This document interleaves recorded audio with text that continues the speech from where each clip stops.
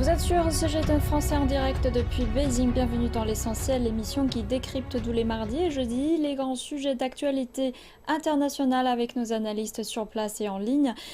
Une nouvelle session de pourparlers russo-ukrainiens s'est tenue ce lundi et s'est prolongée jusqu'à mercredi alors que les bombardements se sont propagés jusqu'à l'ouest de l'Ukraine. La fin du conflit en Ukraine est-elle encore en vue? Et parallèlement, les États-Unis et la Chine ont tenu d'intenses pourparlers qui ont duré 7 heures à Rome. Quel est l'enjeu de cette rencontre alors que le conflit fait rage en Ukraine?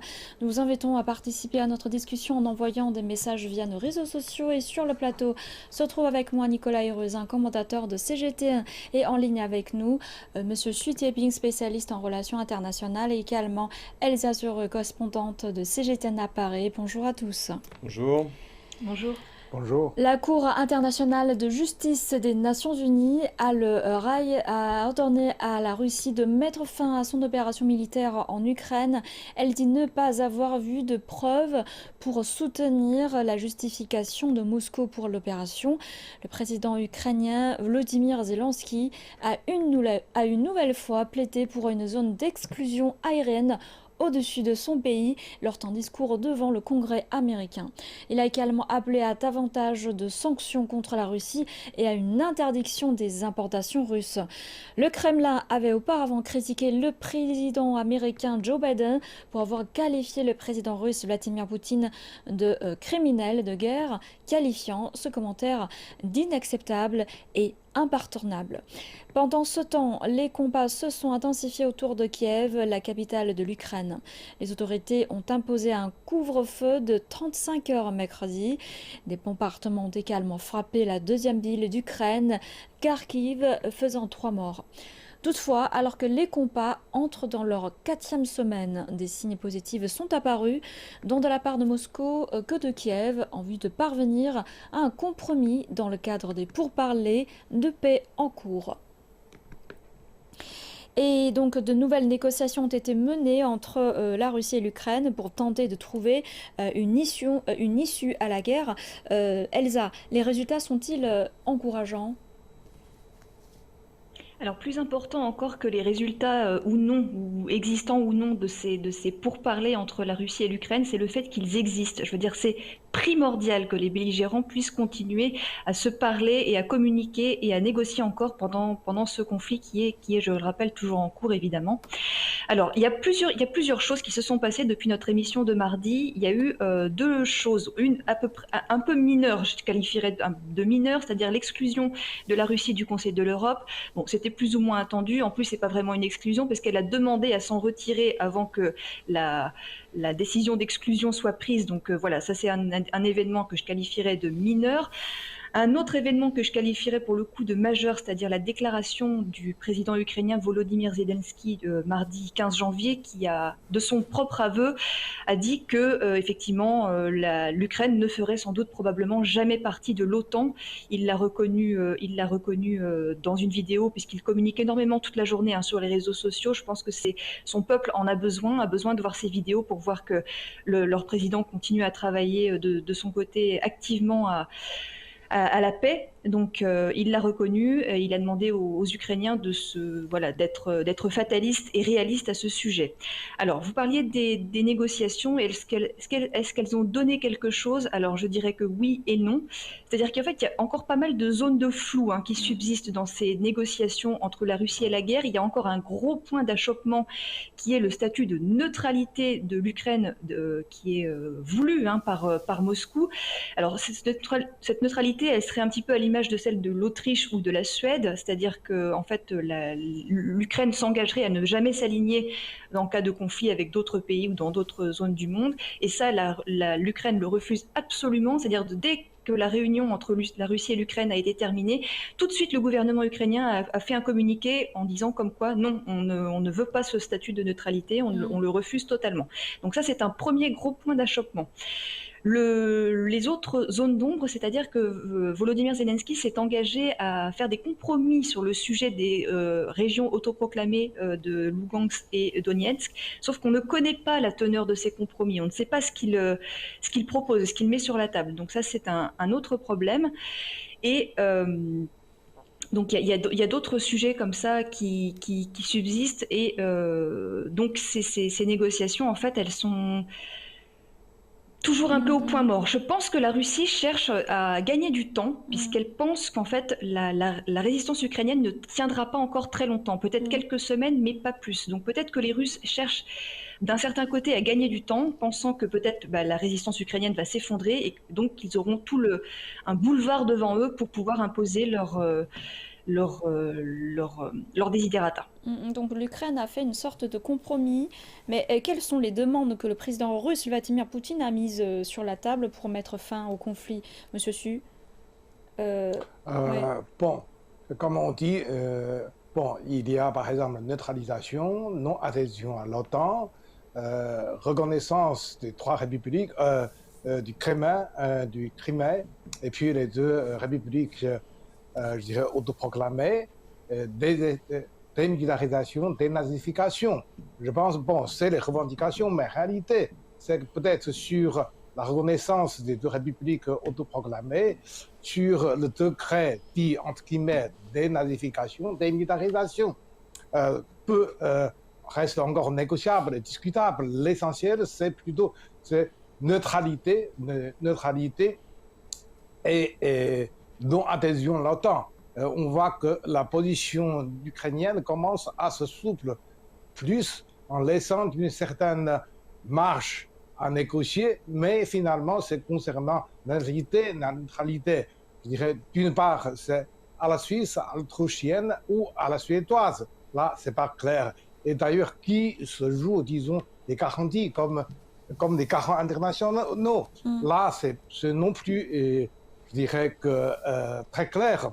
Ce qu'on observe, c'est que surtout, pour le moment, c'est côté ukrainien qu'il fait révéler les revendications en essayant de faire communiquer, je dirais, pour savoir, par exemple, quelle est l'attitude de l'Occident, notamment des États-Unis, dans ces revendications.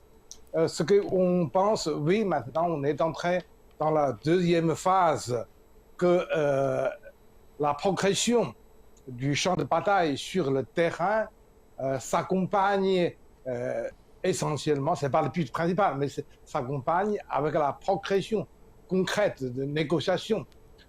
Une autre question qui se pose aujourd'hui, c'est que je pense qu'on voit, c'est que est-ce que le pouvoir du président Zelensky a suffisamment d'autorité pour que l'Ukraine, notamment l'ouest de l'Ukraine, puisse accepter, je dirais, les exigences de Kremlin si pures. Donc, comment on voit la volonté des deux côtés? Est-ce que les exigences sont toujours tellement éloignées ou on s'approche de plus en plus d'un terrain d'entente, Nicolas? Bah, on se rapproche un petit peu, hein, comme l'avait fait remarquer Elsa, hein. Donc c'était le 16 mars, hein, pardon, le mardi 15 mars, hein, pour le fait que Zelensky ait prononcé le fait que peut-être que l'Ukraine n'allait pas rejoindre l'OTAN, hein, non pas le 15 janvier. Donc voilà, ça c'est déjà quelque chose qui est un pas en avant, puisque c'était, comme l'avait rappelé M. Chuk, c'était une des premières revendications, hein, du Kremlin, hein, pour ne pas engager la guerre. C'était surtout, voilà, les premières choses, c'était que l'Ukraine ne rejoigne pas l'OTAN. Là, effectivement, sur ce point-là, il y a négociation possible. Et ça, voilà, c'est un des points les plus importants. Donc là, ce côté-là, l'Ukraine est dans la main, un petit peu au côté russe. Il y a des points plus complexes, hein, par exemple la dénazification, la démilitarisation. Donc dénazification, déjà, ça c'est un terme très flou, hein, ce qui rappelle un petit peu, on avait dit auparavant, la lutte contre le nazisme, le fait qu'il y ait peut-être des ultranationalistes ukrainiens qui peut-être se revendiqueraient d'une sorte d'idéologie extrémiste. Mais ça ne veut pas dire que le gouvernement lui-même ukrainien est nazi, hein. Ça serait vraiment, on le saurait. Il y a quand même une vraie différence entre l'ultranationalisme et puis le gouvernement ukrainien qui a quand même une base au niveau populaire, hein. Il n'y a pas du tout d'exactions nazies en Ukraine. Ça existe quand même beaucoup, hein, beaucoup de différents encore. Voilà, donc je ne comprends pas trop comment là il pourrait y avoir une négociation puisque c'est pas possible. Alors si c'est pour éliminer le gouvernement de Kiev, là c'est autre chose et je pense pas que le président Zelensky accepte de se retirer facilement. Surtout que là il est un peu l'image, le héros de son peuple. Donc il y a encore beaucoup d'éléments qui sont difficiles et aussi le Mhm. fait que la présence russe dans le sud-est du pays est beaucoup plus forte qu'auparavant Mhm. avec évidemment les attaques contre la ville de Mariupol qui Mhm. peut faire la jonction entre la Crimée et le Donbass. Donc maintenant les revendications territoriales russes seront plus fortes. Donc, comme disait Monsieur Chu, la Russie attend un petit peu son heure parce que là, elle est en train de poser ses pions et elle est pas, elle est plutôt en position de force, je dirais, par rapport à l'Ukraine l'Ukraine est en train, elle, de subir cette Mhm. opération militaire. Donc, je pense que la Russie peut attendre alors que les Ukrainiens sont plus pressés de trouver une solution. Et on ne sait pas, on ne sait pas, on peut pas lire dans la pensée de Monsieur Poutine, mais Monsieur Su, à votre avis, est-ce que la Russie cherche encore la possibilité du contrôle total de l'Ukraine? Non, moi je pense que vu par Mhm. exemple la capacité et la puissance effective et l'état fragile de l'état économique et financier de la Russie, une annexion ou l'occupation totale, je pense, de l'Ukraine par la Russie, c'est irréalisable et c'est pas vraiment dans le but de Kremlin. L'essentiel, c'est que la Russie, dans une position où reculer au pied du mur, veulent une zone de tampon, c'est-à-dire à travers la neutralisation de l'Ukraine, stopper l'élargissement de l'OTAN. C'est plutôt sur un jeu, je dirais que sur un calcul géopolitique sécuritaire classique, mais c'est moyen, c'est limité. Bon, la Russie peut se mobiliser essentiellement, encore une fois, je dois m'indiquer, les deux atouts, si vous voulez, énergie et puissance militaire. Euh, et, et que par cette manière, je dirais, de frappe et de soi-disant l'opération spéciale militaire, est-ce que la Russie peut réaliser à ses buts 50% ou 70%? Je Mhm. pense que du point de vue, je dirais que on voit l'état antagoniste actuel, c'est que la Russie peut peut-être réaliser 70% de ses objectifs. Euh, Surtout, par exemple, le statut, un peu statut particulier des deux républiques autoproclamées, disons, un statu quo de Kremlin comme le retour à Russie et certaines neutralisations, je dirais, de l'État d'Ukraine. Pas plus, c'est déjà, je pense, un peu au dernier, je dirais, un peu au épuisement des efforts de Mhm. Kremlin. Elsa, quel est votre avis? Où veut-il en venir? Alors je me garderais bien de faire comme certains qui sont devenus des experts du conflit russo-ukrainien sur des plateaux de télé français qui se répandent en conjectures et en rumeurs sur l'état mental ou physique du président russe, des rumeurs que je ne relayerai pas ici parce que justement ce ne sont que des rumeurs. Donc je trouve que la pathologie... Le fait de rendre quelqu'un pathologique, j'arrive pas à dire le mot, pardon, le fait de rendre quelqu'un malade, c'est-à-dire de dire il est malade, il est fou, je trouve que c'est un petit peu simpliste et c'est certainement en plus pas le cas. Donc je pense qu'on n'en est pas là. Euh, je l'ai déjà dit hein, dans les toutes premières émissions qu'on avait fait sur le sujet du conflit ukrainien. Il faut éviter de regarder ce conflit avec des lunettes occidentales ou même africaines ou sud-africaines ou américaines ou chinoises.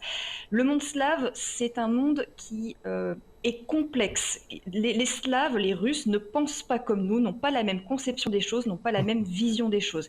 Si on ne comprend pas le monde slave, il est difficile de comprendre les tenants et les aboutissants de ce conflit. Donc j'insiste Mhm. vraiment bien là-dessus et j'incite nos téléspectateurs à lire les grands auteurs comme Guerre et paix, Tolstoï. Hein, je pense que c'est vraiment un ouvrage de base pour essayer de comprendre un peu la mentalité russe, la mentalité de guerre russe, c'est très Mhm. important.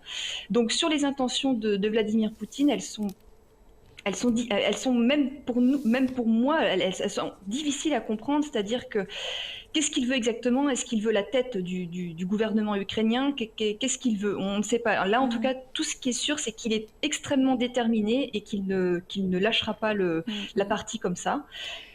Voilà, donc j'ai pas tellement en fait je ne cherche pas à savoir ce qu'il veut, puisque je pense même que moi je ne pourrais pas le comprendre avec mes yeux d'occidental ou voilà. Donc c'est très compliqué. Eh ben, puisqu'on parle de la mentalité russe, il y a quelque chose qui est inquiétant qui s'est arrivé. Les frappes russes ont touché la base ukrainienne de Yavoriv, située à 20 km de la frontière polonaise. Monsieur Chu, les pays frontaliers comme la Pologne sont-ils menacés, selon vous?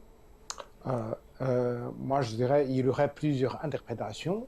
Menace, disons, aux yeux des pays qui sont membres de l'OTAN et qui donnent un certain soutien logistique en fournissant, disons, des matériaux, même y envoyer le volontaire. Là, ils se sentent menacés, entre guillemets. En revanche, pour des gens, disons, pour des observateurs comme nous sommes, alors nous pensons plutôt que c'est un avertissement de la Russie en disant, voilà, bon, c'est bien sur le sol ukrainien, on voulait que le combat reste entre les deux belligérants. Pas vraiment d'intervention ou, disons, engagement effectif de l'Occident. Donc là, il y aurait une stop, notamment concernant cette continuité de ravitaillement matériaux et aussi pour les légions étrangères. Là, moi, je pense que c'est une sorte de démarcation des lignes. Voilà, la Russie a dit on ne pouvait pas franchir. Et bien sûr, c'est pour certains pays, notamment l'anciennement pays de l'Europe de l'Est, ils se sentent, je dirais, ébranlés, choqués et comme émotionnels, menacés, etc. Et puis mardi soir, rappelons que le président ukrainien a reçu les premiers ministres polonais, tchèques et slovènes à Kiev. À l'issue de la rencontre, le premier ministre polonais a appelé l'UE à remettre très rapidement le statut de candidat à l'Ukraine. Elsa, est-ce que c'est possible ? L'adhésion de l'Ukraine à l'Union européenne, c'est un serpent de mer, c'est un vieux serpent de mer. Vous savez que c'est quelque chose qui circule depuis de nombreuses années en Europe et qui n'a jamais en fait trouvé enfin, il n'y a jamais eu d'issue, si vous voulez. Donc là, l'occasion, entre guillemets, du conflit ukrainien aurait été de faire adhérer plus rapidement l'Ukraine à l'Union européenne. Or, c'est quelque chose qui me semble encore très loin, voire pour l'instant impossible. D'autant plus que ce serait considéré comme un camouflet total pour la Russie, qui prendrait ça pour une provocation supplémentaire et qui, à mon avis, redoublerait d'intensité sur le terrain. Je pense que c'est les civils ukrainiens qui en paieraient le prix. Je pense que c'est un risque qu'il ne faut pas prendre. Alors effectivement, elle a fait sa demande officielle que l'Union européenne a actée. Donc il peut commencer à y avoir des négociations. Après, l'Ukraine, c'est quand même un mode de gouvernement qui est alors libéral comme le nôtre, mais c'est vrai qu'il y a encore des petites différences avec nos systèmes occidentaux qui font qu'il peut encore y avoir des petits points comme ça de différence avec nos pays. Et d'ailleurs, il y a certains pays européens, ou l'Union européenne, qui sont formellement opposés à l'adhésion de l'Ukraine à l'Union européenne, comme l'adhésion de la Turquie. C'est pareil, c'est un pays voisin de l'Ukraine, et c'est pareil, c'est un pays qui n'a jamais réussi à donner bonne foi en fait de son adhésion à l'Union européenne. Donc là, la guerre fait qu'on en reparle, mais à mon avis, c'est quelque chose qui, pour l'instant, même à moyen terme, n'est pas envisageable. Nicolas, d'après vous, est-ce que c'est faisable ?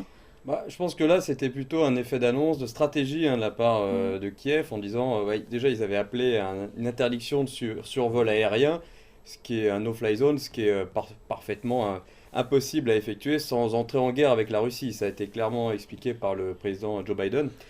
Ensuite, pour l'adhésion de l'Ukraine à l'Union européenne, en plein conflit avec la Russie, qui justement a demandé à l'Ukraine de ne pas rejoindre l'OTAN, qui est l'OTAN, qui est un groupe de défense occidental, mais où il y a une majorité de pays européens, et que la plupart des pays de l'Union européenne sont liés avec un système de défense, en fait, c'est-à-dire d'alliance en cas d'attaque. Donc ça serait grosso modo comme rejoindre l'OTAN. Donc Là, c'est clair que la Russie, de ce côté-là, n'accepterait jamais une demande et une adhésion de l'Ukraine à l'Union européenne à ce moment-là. Mm. Et d'ailleurs, c'était de manière cachée, Mm. ne rentrez pas dans l'OTAN, ne rentrez pas dans l'Union européenne non plus, à cause justement de cette sorte d'alliance de défense européenne. Et de plus, je dirais pourquoi aussi l'Ukraine ne rentrait pas dans l'Union européenne, sans parler du conflit avec la Russie, c'est que l'Ukraine aussi était très mal placée au niveau de la corruption. Corruption politique, etc. Est-ce que l'Union européenne est très vigilante à ne pas intégrer des pays qui n'ont pas encore réussi à atteindre un niveau de la lutte anticorruption, d'avoir un gouvernement et des élections qui soient totalement transparentes. Donc c'est plutôt un signe pour vous. Bah, je C'est pense que là, c'était une demande irraisonnable de l'Ukraine et d'ailleurs l'Union européenne a répondu que c'était beaucoup trop tôt. Et nous, Oui, c'est-à-dire pour le moment, peut-être c'est irréalisable, mais à long terme, ça reste, disons, un thème vraiment à discuter. Comme Nicolas avait bien dit, l'adhésion, par exemple, à une organisation plutôt socio-économique sont fort différentes par nature que l'adhésion à un bloc militaire. Donc c'est fort différent. En revanche, concernant les critères, il y a la corruption, il y a aussi certains critères, je dirais, socio-économiques, etc.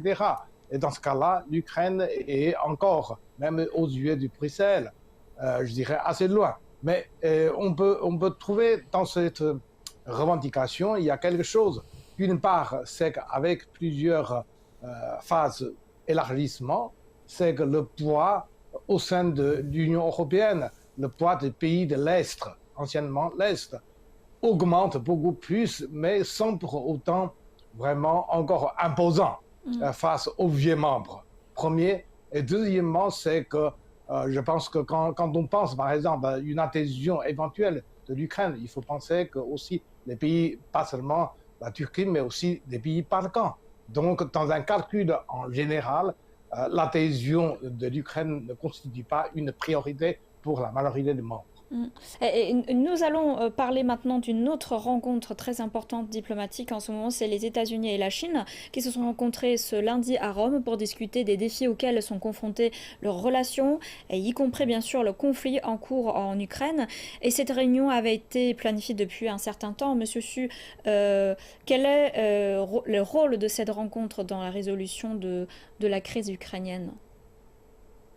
C'est la continuité, comme on dit, exécution d'une série de rencontres de haut niveau, de contacts haut niveau depuis longtemps, indépendamment de la guerre de conflit. Donc pour nous, par exemple, on pense aussi, un des dossiers, disons, le plus important entre les relations bilatérales, c'est le dossier Taïwan.